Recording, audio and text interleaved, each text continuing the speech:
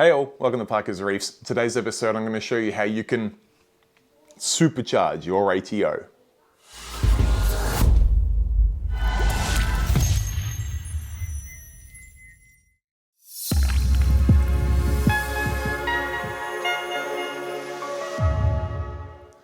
Alright, so thank you for joining me on another episode of Parker's Reefs, and I've got the perfect little Christmas break project for you to do in your reef tank at home.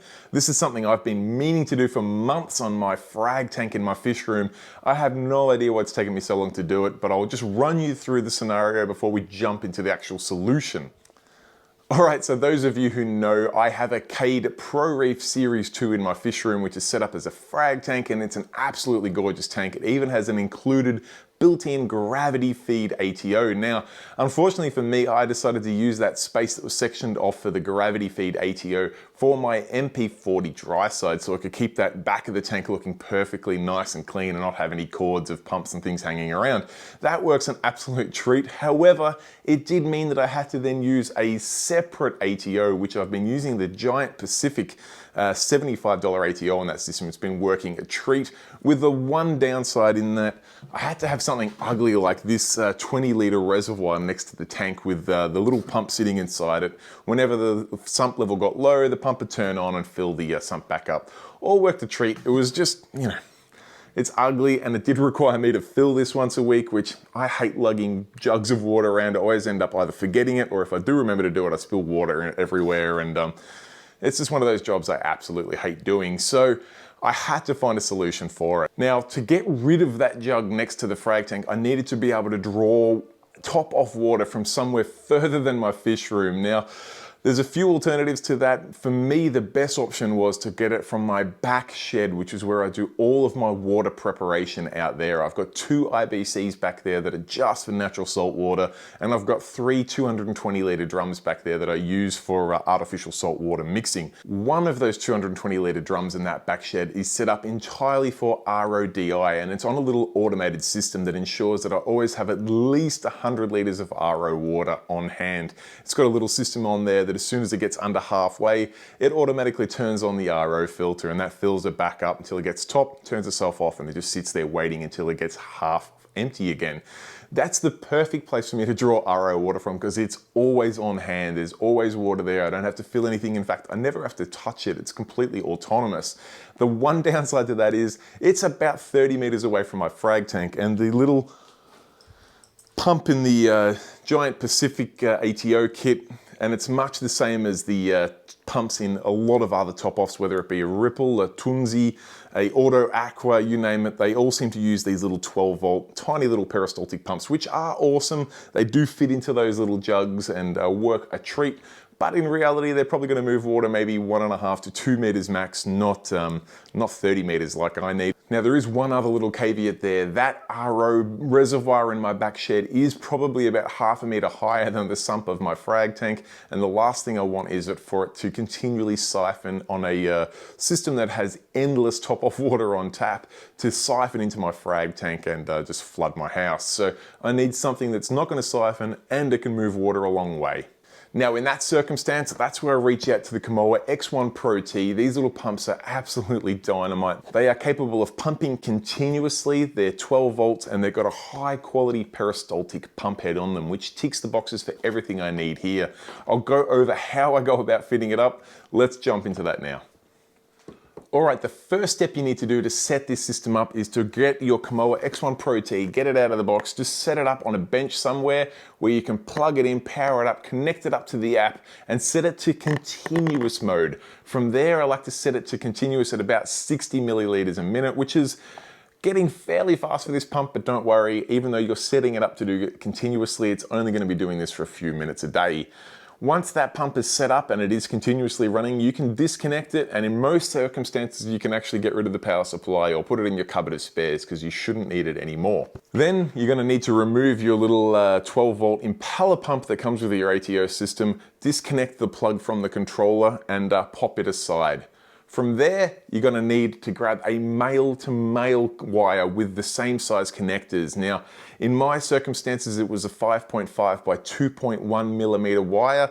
I've got some male patch cables of these kicking about, so I was able to simply plug one end into the ATO unit and one end into the new Kamoa pump, and then we're pretty well set up, ready to go. Obviously, I had to run a huge length of RODI tubing, which goes from the back shed in that RO reservoir all the way along my fence line, up into the roof, across the roof line, down into the fish room and to the Kamoa pump. From there, the Kamoa pump only has to push it a short distance into the sump, but now it is set up so that the sensor in my sump triggers the Kamoa pump, which once it sees power, it remembers its setting because it has built-in memory and will pump continuously at 60 milliliters a minute until that sensor sees the sump is full again and turn off, giving me the perfect supercharged ATO. Enough theory, let's go have a look at it in action on my frag tank.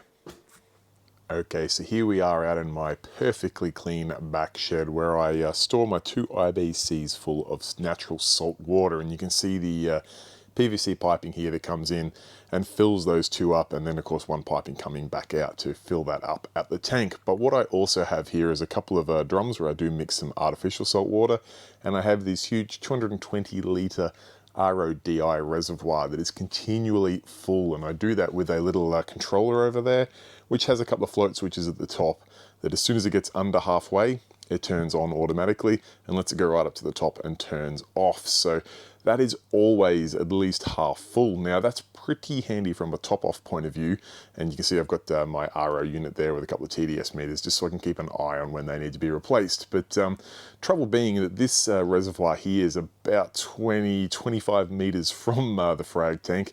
You can see I do have my John Guest tubing coming in the top there. I'll show you where that runs now.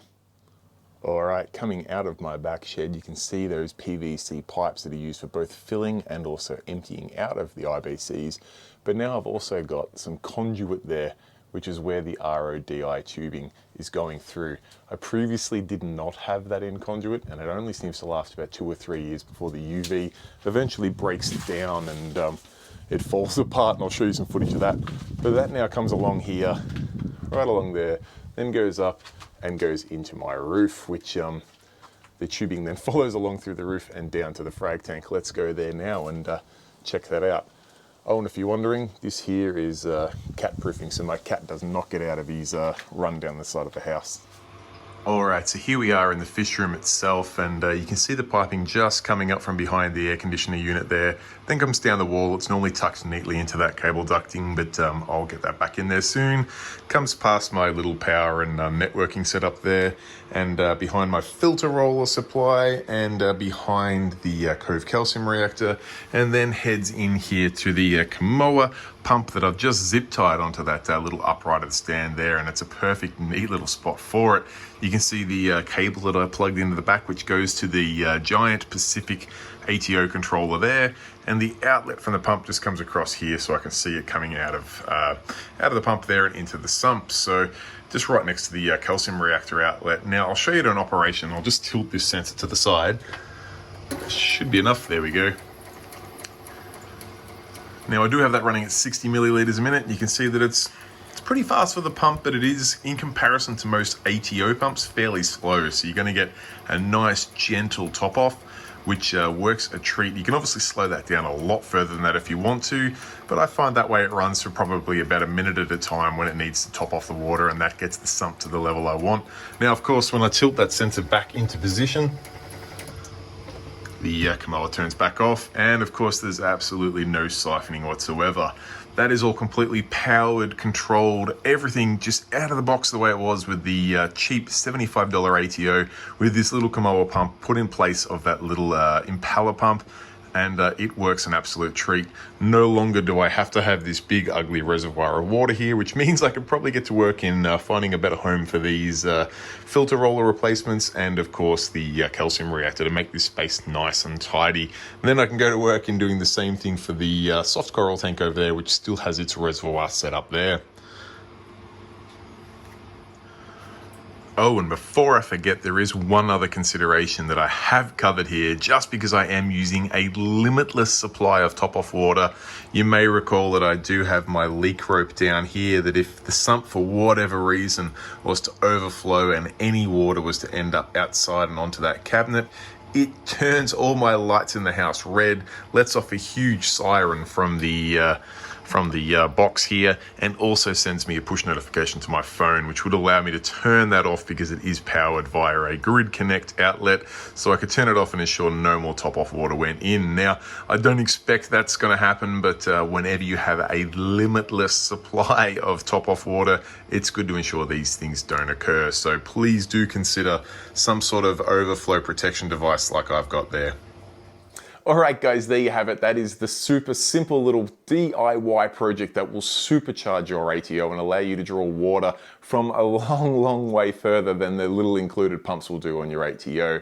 It took me probably, well, if you don't include the time it took me to run the tubing, probably took me about 5 minutes to set up. By the time I plugged that Kamoa pump in, set it up in the app, and then moved it over to my frag tank, then yeah, okay, maybe it took me an hour or two to run the tubing, but once the tubing was set, plumbed it all together, turned it on, hey presto, no more lugging jugs of water around my house, spilling water or forgetting to do it, completely gone, and I get a precious, precious little bit more real estate in my fish room, which is something I'm always chasing, and got the added bonus of not having this ugly reservoir next to my tank, which is a huge win in my books. Anyway, guys, I will leave the video at that. If you've got any questions, comments, feedback, anything at all, you're having any trouble with your setup, let me know in the comments below. I do personally reply to each and every comment down there, so it is the best way to get hold of me. Other than that, guys, till next time, stay safe, keep reefing. Cheers, bye.